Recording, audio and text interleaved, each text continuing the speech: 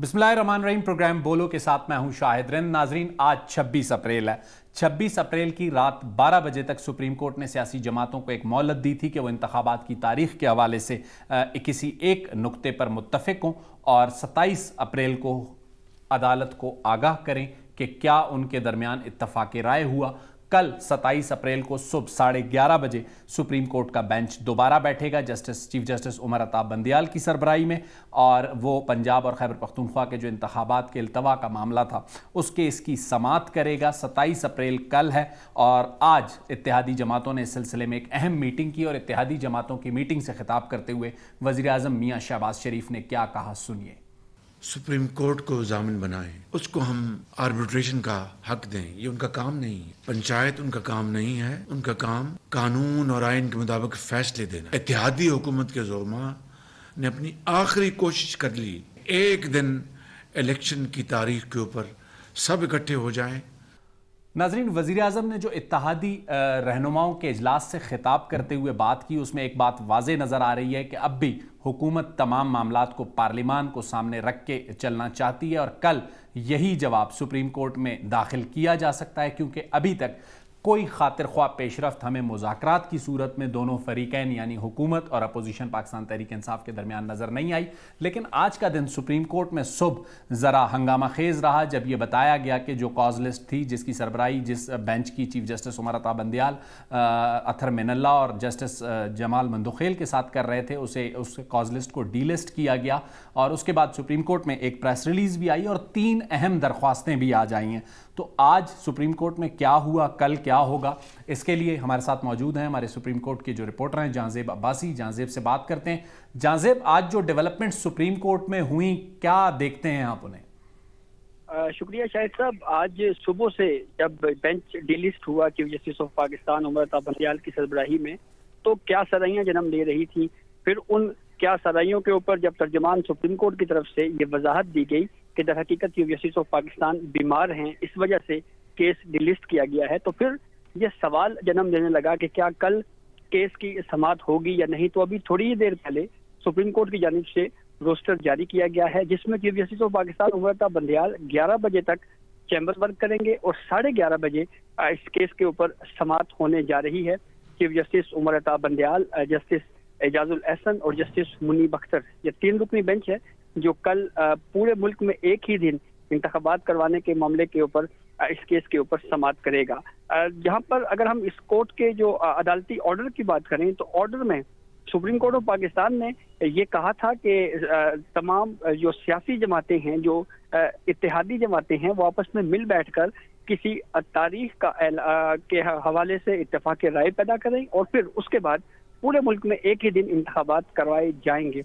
और साथ ही अपने ऑर्डर में सुप्रीम कोर्ट ने यह भी लिख दिया कि अगर मुज़ाकराती अमल से कोई इत्तेफाक राय पैदा नहीं होता तो जो 4 अप्रैल वाला फैसला है, यानी 14 मई को पंजाब में इंतखाबात के इनकाद का जो फैसला है वो बरकरार रहेगा। इसके ऊपर सही, थैंक यू जहांजेब, आपने हमें ज्वाइन किया।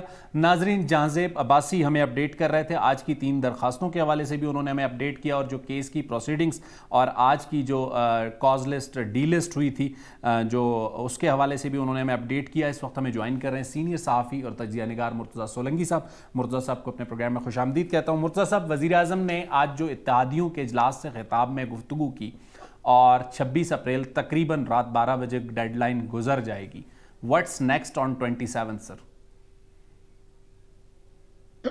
मुझे लगता है कि ये जो डेडलॉक है, जो तातुल है, वो उसी तरह से बरकरार रहेगा। अभी तक किसी भी फरीक की तरफ से इस मामले के हल की तरफ कोई पेशरफ्त नजर नहीं आ रही है। बावजूद इस बात के कि मखलूत हुकूमत की जो जमातें हैं उन्होंने एतराज़ किया था और इस पर शिकायत की थी कि हमें मजबूर किया जा रहा है और दबाव डालकर हमें मुज़ाकरात पर आमादा किया जा रहा है। लेकिन उसके बावजूद आपने देखा कि कुछ हिलजुल हुई थी और असद कैसर के साथ एक राब्ता हुआ था, लेकिन बाद में फिर इमरान खान ने खुद ही उसकी हवा निकाल दी कि उन्होंने कहा कि जी वो तो मजाज ही नहीं है मुज़ाकरात करने के, जो मजाज हैं वो तो शाह महमूद है। تو وہ بھی کہیں آگے نہیں بڑھی. لیکن جو افسوسناک جو بات ہے وہ یہ ہے کہ جو آج جو جہاں-زیب نے آپ کو بتائی جو پیش رفت، اس سے بھی یہی صاف ظاہر ہوتا ہے کہ صرف سیاستدان تقسیم نہیں ہے، سپریم کورٹ بھی تقسیم ہے، اور اسی طرح کی جو دھڑے بندی ہے اس کا اظہار ہو رہا ہے. جس طریقے سے سینئر ججز کے جو بینچ تھے ان کو ختم کیا گیا ہے، اور پھر وہی جو 3 رکنی بینچ ہے وہی سپریم کورٹ کے طور پر ایکٹ کر رہا ہے. یہ بہت افسوسناک بات ہے. صحیح. سولنگی صاحب، آپ کے خیال میں جیسے آپ نے کہا کہ آپ کو ڈیڈ لاک ختم ہوتا ہوا نظر نہیں آ رہا، اور جو گفت و شنید مذاکرات سیاستدانوں کے درمیان ہونے چاہیے تھے ہوتے ہوئے نظر نہیں آ رہے، تو شارع دستور پر آپ کیا دیکھ رہے ہیں؟ کوئی 97 جیسی سچویشن پریویل کرے گی؟ کوئی سجاد علی شاہ جیسا استعفیٰ آئے گا، یا پھر یوسف رضا گیلانی کی طرح کسی وزیر اعظم کو جانا پڑے گا؟ کچھ تو ہوگا. یہ تو نہیں ہو سکتا کہ تو بخیر ماں بسلامت، یہ تو ممکن نہیں ہے. آپ نے ٹھیک کہا. مجھے نہیں پتا کہ تاریخ اپنے آپ کو دہرائے گی یا ہم اور کوئی نیا تجربہ کریں گے، لیکن جو بات مجھے واضح لگ رہی ہے وہ یہ ہے کہ جس طریقے سے یوسف رضا گیلانی اور نواز شریف کو ایک جوڈیشل کودتا کے ذریعے ہٹایا گیا، جس طرح سے ایک امتیازی طریقے کے فیصلے کیے گئے، وہ خواہش ضرور موجود ہے اس طرح کے فیصلے کرنے کی، جس کا اظہار جو حالیہ آڈیو لیکس ہیں اس سے بھی ملتا ہے. لیکن یہ کرنا اس وقت ممکن نہیں ہوگا. جو زمینی حقائق ہیں، زمینی صورتحال ہے، وہ یہ ہے کہ وہ اس طرح کا کام ممکن نہیں ہوگا. اب مجھے نہیں پتا کہ 97 والی صورتحال دوبارہ پیدا ہوگی یا کوئی اور نئی شکل نکلے گی، لیکن جوں کا توں ممکن نہیں ہے. سولنگی صاحب، آپ کے خیال میں جب ہم دیکھتے ہیں کہ مولانا فضل الرحمان بھی بڑا ڈیفرنس آف اوپینین رکھتے ہیں اپنی اتحادی حکومت کے اندر بھی مذاکرات کے معاملے پر، کل ہمیں ایم کیو ایم بھی نظر آئی تھوڑا غصے میں، آج گو کہ ان کے غصے کو قابو کرنے کی وزیراعظم نے کوشش کی ہے. کہیں ایسا تو نہیں ہوگا کہ لڑائی کا ماحول شارع دستور پر ہوگا اور کہیں اتحادی ناراض ہو کر دوسری طرف روانہ نہ ہو جائے؟ نہیں، مجھے اس طرح کا کوئی خطرہ نظر نہیں آ رہا. مولانا جو ہے وہ ایک طرح سے مخالفت کر کے دباؤ بڑھا کر در حقیقت شہباز شریف کو ہی مضبوط کر رہے ہیں کہ وہ ذرا عمران کے سامنے ایک مضبوط پوزیشن لے. تو یہ ایک گڈ کاپ اور بیڈ کاپ والی بات ہے. جہاں تک ایم کیو ایم کا معاملہ ہے، جو ان کے شکایات ہیں وہ اپنی جگہ پر ہیں، لیکن صحیح. سولنگی صاحب، آپ سے بریک کے بعد دوبارہ یہ سوال پوچھیں گے، کیا اسلام آباد کی حکومت کوئی ایمرجنسی کے آپشن پر غور کر رہی ہے؟ ناظرین، ایک چھوٹا سا لیتے ہیں بریک، اور بریک کے بعد دوبارہ حاضر ہوتے ہیں.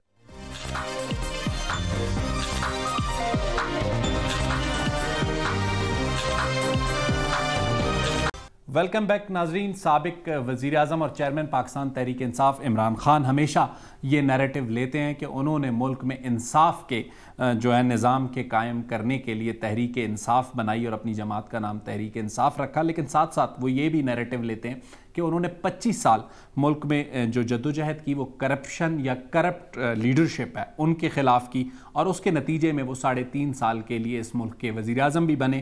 ایک آئینی اقدام تحریک عدم اعتماد کے ذریعے ان کی حکومت ختم ہوئی.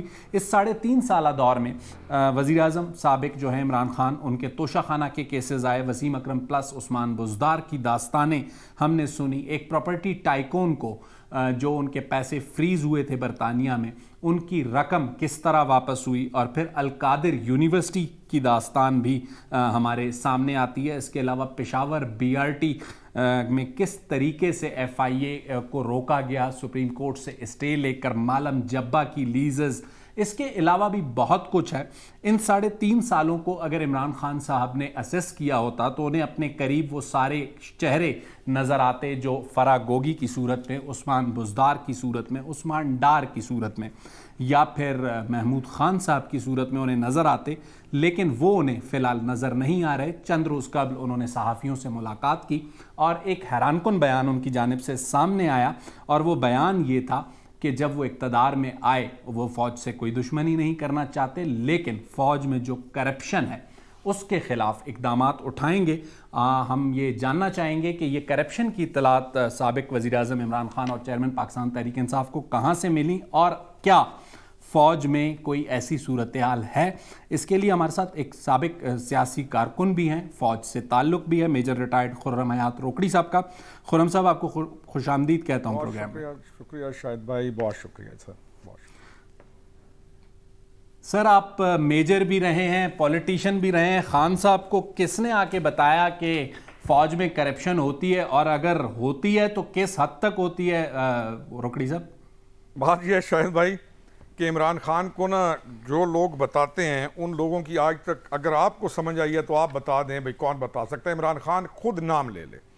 عمران خان کی وہ شخصیت بن گئی ہے جو ہر ناکامی اور اپنی ہر غلطی کے بعد ایک ایسا بھیانک الزام پھینکے گا اور اس سمت میں پھینکے گا کہ جس میں اس کو پتہ ہوتا ہے کہ میں کہاں پہ کیسے ایک ڈرامیٹک کنڈیشن سچویشن پینٹ کر کے ان لوگوں کو جن کو اس نے کچھ ملائن کر کے ان سٹیجز کے اوپر کھڑا کر کے اپنے ساتھ ملایا ہوا ہے, ان کو وہ اپنے ساتھ ملا کے ایک نیا کیوس ڈیولپ کرتا ہے. وہ ماسٹر ہے کیوس ڈیولپ کرنے کا. کرپشن کی بات کون کر رہا ہے جی؟ عمران خان. عمران خان کو کہو کہ یہ جو گھر کے باہر جلوسوں کے اوپر کروڑوں روپے کے ٹکٹ بیچے ہیں, پہلے اپنی پارٹی کی طرف دیکھو. عمران خان کے دروازے کے اندر داخل ہونے کے لیے عمران خان کو ملاقات کے لیے یہ واحد آدمی ہے جو ملاقات کے لیے بھی جس کے پیسے لیے جاتے ہیں. یعنی اور اس موقع کی اوپر سر کوئی واقعہ کوٹ کریں گے آپ کے نالج میں ہو کہ جب ان سے ملاقات کے؟ شاید بھائی واقعات ہی واقعات ہیں. عمران خان ہمیشہ چاند کے اوپر تھوک پھینکتا رہتا ہے. اس کے تو واقعات آپ ابھی چلے جائیں, آپ کہنے میں نے ملنا ہے, ابھی چلے جائیں, آپ کہیں میں نے ملنا ہے, کوئی بھیس بدل کے اچھی گاڑی پہ چلے جائیں, آپ کہیں میں نے ملنا ہے, وہ آپ کو کہیں گے نہیں ملنا. آپ اسی بندے کو سائیڈ پہ لے جائیں, آپ کہیں میں یہ آئی فون تمہارے لے کے لاؤں, مجھے ملنا ہے, نہ بٹھائے آپ کو اس کے ساتھ تو آپ کہنا. کرپشن کی بزدار کرپشن کی دیوی پرویز الہی اور اس کا بیٹا کرپشن کے بھگوان. واحد گورنمنٹ پی ٹی آئی کی ہے جس میں پنجاب کے اندر پہلی دفعہ ایکسینز تمام جو ڈیولپمنٹ کے جہاں پر کام تھے پیسے لے کے پوسٹ ہوئے ہیں. یعنی آج اپنی تمام ناکام پالیسیز ہر چیز کو اپنی کو برباد کر دینے کے بعد اپنی ایک چیز کو ملک کو برباد کرنے کی کوششوں کے ساتھ فوج کرپشن کرتی ہے. اچھا اسے کہیں یار come out with the proof, کہاں کرپشن کرتی ہے بتاؤ. ہر وقت الزام اور اس ملک اچھا چاہتا کیا ہے عمران خان؟ لیکن جی میرا سوال آپ پوچھ لیجئے گا, چاہتا کیا ہے؟ جی ایچ کیو کی چابیاں اس کے ہاتھ میں دے دی جائیں. آج آپ کے ملک میں دوبارہ جب ایک ویو کھڑی ہوئی ہے اور اس ٹی ٹی پی کو جس کو یہ کل خود لے کے آیا ہے یہاں پہ, آج اسی کی برکات اور فیوز سے ملک دوبارہ جو حالات ہو رہے ہیں, چاہتا کیا ہے؟ مقصد کیا چاہتا ہے؟ اس کے ہاتھ میں چابیاں دے دی جائیں جی ایچ کیو کی؟ کیا چاہتا ہے؟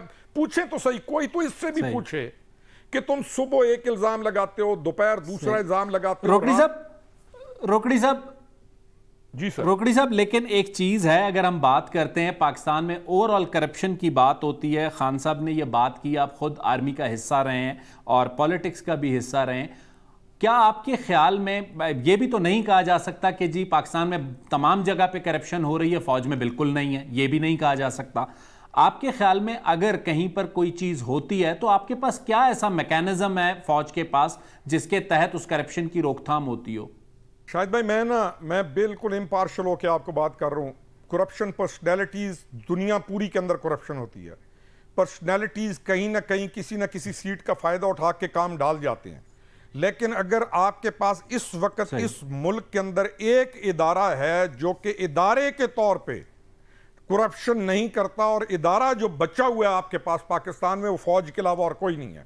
اور عمران خان ایسے چیف آف آرمی سٹاف کی موجودگی میں ایسے الفاظ کہہ رہا ہے, میں بہت ساری چیزیں ہیں جو یہاں پہ اگر بولوں تو نہ اس کو منہ چھپانے کا موقع ملے گا کہیں پہ اور نہ کسی اور کو. یعنی ایسے بندے کے اوپر یہ الزام لگا, یعنی اس کے کمانڈ کے اندر ایسے بندے کے اوپر یہ بات پھینک رہا ہے فوج کے اوپر کہ جس کے بارے میں یعنی سوچا بھی نہیں جا سکتا کہ اس طرح کی کوئی ہوا بھی اس کو لگی ہے. اس سے یہ پوچھیں کہ جب تمہیں رپورٹ ملی تھی تمہاری اپنے گھر کے اندر سے گوگی اور پورے ٹرائیکا کی کرپشن کی فائلیں ملی تھیں, تو اس وقت تم نے کیا کیا تھا؟ ایز اے پرائم منسٹر تم نے کیا کیا تھا, صحیح, as a sitting as a chief executive of Pakistan تم نے کیا کیا تھا. تم تو کرپشن کو سپورٹ کرنے والے اور کرپشن کو بچانے والے اور کرپٹ ترین لوگوں کو ان کا دفاع کرنے والے آدمی ہو, اور تم آپ یعنی یہ کیا سیریس روکڑی صاحب آپ پالیٹکس کا بھی, روکڑی صاحب آپ پالیٹکس کا بھی اور بالخصوص پی ٹی آئی کی پالیٹکس کا بھی حصہ رہے ہیں. آپ ہی نے انکشافات کیے تھے کہ آپ کے ذریعے وہ کس طریقے سے ایک بہت ذمہ دار عہدے پر بیٹھی ایک شخصیت سے ملنا چاہتے تھے اور پھر اس کے بعد انہوں نے بیک آؤٹ کیا. یہ آپ ہی نے ریویل کی تھی ساری چیزیں. لیکن اوور آل ہمیں ایک بات بتائیے گا کہ خان صاحب نے جو باتیں کی ہیں, آپ کہہ رہے ہیں کہ آپ کے پاس اپنا میکینزم موجود ہے. کل تک D G I S P R نے ایک وضاحتی پریس کانفرنس میں یہ کہا کہ کوئی بھی پولیٹیکل فورس فوج کی لائکس اینڈ ڈس لائکس نہیں ہو سکتی, فوج کا ایک حکومت سے آئینی تعلق ہوتا ہے. لیکن ہم یہ دیکھتے ہیں کہ عمران خان, میر جعفر اور میر صادق بھی کہتے ہیں سپہ سالاروں کو, اس کے علاوہ ذمہ دار عہدوں پر بیٹھے جو اہم لوگ ہیں ان کو ڈرٹی ہیری جیسے نام بھی دیتے ہیں, اور اب فوج پہ بحیثیت ادارہ کرپشن کی بھی بات کرتے ہیں. لیکن ہمیں وہ چیزیں نظر نہیں آتی جو ماضی میں پولیٹیشنز کے ساتھ نظر آئیں. شاہد بھائی بات یہ ہے کہ کال و فیل کے اندر تضاد, جھوٹ, الزامات, گندے نام پکارنے, القاب پکارنے, گندے بیانیے بنانے, کبھی ان کو ویسٹ کے اندر جا کے کہنا, کبھی فلمی دنیا بنانا, یہ کیا کسی سنجیدہ آدمی کا یہ وطیرہ ہو سکتا ہے؟ آپ اور میں اس ایج کے اندر آ کے I am 50+ now 52 years old, کیا میں اپنے آپ کو ایک غیر سنجیدہ یا میں کسی جگہ کے اوپر بیٹھ کے ایسی باتیں کروں گا یا کرنا چاہوں گا کہ جو کہ معیوب لگیں یا جو مجھے میری اس عمر کے حساب سے نہ لگیں؟ ایک ہوتی ہے نجی مجلس, ایک ہوتی ہے مجلس عام. عمران خان نے مجلس عام میں کنٹینر کے اوپر کھڑے ہو کے, سٹیج کے اوپر کھڑے ہو کے وہ کلام کیا ہے کہ اس قوم کا اخلاقی جو معیار ہے نئے بچوں کا, وہ فرام دس پلیس وہ یہاں پہ لے کے آ گیا.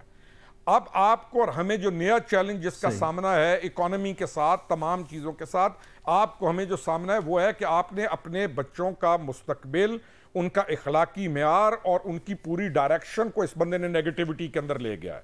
مجھے صرف اس چیز کا آپ ان سے یہ پوچھ کے دیں کہ یہ جو الزام آج موصوف نے پھر لگا دیا ہے اس موقع کے اوپر, اس کی وجہ کیا ہے؟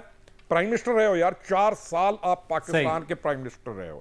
اس وقت آپ گن گاتے تھے, میں آپ کے سوال کی طرف آتا ہوں, گن گاتے تھے, اور باجوہ صاحب اس وقت باپ تھے آپ کے. ابھی خیر وہ تبدیل ہو کے پچھلے دنوں کو ڈیموکریٹ جرنل تھے. جی سر, پچھلے دنوں میں کئی باپوں کو بھی کہتا ہوں کہ اللہ تعالیٰ کا واسطہ ہے باپ نہ بننا اس کے, کیونکہ باپ بننے کے بعد جو یہ باپ کا حال کرتا ہے وہ اس کا آپ اور ہم خمیازہ دیکھ چکے ہیں باقیوں کا. تو سر بات یہ ہے کہ کیا یہ سیریس پالیٹکس ہے؟ آپ نے جو سوال کیا کہ القاب دینا, دوسری طرف یعنی کون سی ایسی, یعنی مجھے صرف یہ بتائیں دنیا پوری کے اندر کہیں پر آپ نے اس طرح کی پالیٹکس کا رواج دیکھا ہے جو کہ یہاں چلا ہوا ہے, پوری قوم معاف کر کے رکھ دی ہے؟ ایک ڈسکشن ہے, ایک آدمی ہے, ایک آدمی کی ڈسکشن ہے, اس نے پورے قوم کو ملائن کر دیا ہے, معاف کر کے رکھا ہوا ہے. کیوں؟ صحیح. روکڑی صاحب آپ کا بہت بہت شکریہ, آپ نے اپنا قیمتی وقت دیا, اور عمران خان صاحب نے جو نیا جسے کہتے ہیں ایک بیانیہ آپ لیا ہے, اس نئے بیانیے پر آپ نے اپنی جو بات چیت تھی وہ ہمارے سامنے رکھی. ناظرین, اتنے بڑے بیانیے کے بعد بھی اگر ریسٹرینٹ کا مظاہرہ کیا جا رہا ہے تو یہ اے پولیٹیکل ہونے کی ایک اور عملی مثال ہے اور سیاست سے خود کو دور رکھنے کی ایک کوشش ہے. کل 27 اپریل کو سپریم کورٹ دوبارہ سماعت کرے گی اور شارع دستور پر جو بھی صورتحال ہوگی اس سے ہم آپ کو کل آگاہ کریں گے. کل تک مجھے شاہد رند کو اجازت دیجیے. اللہ حافظ.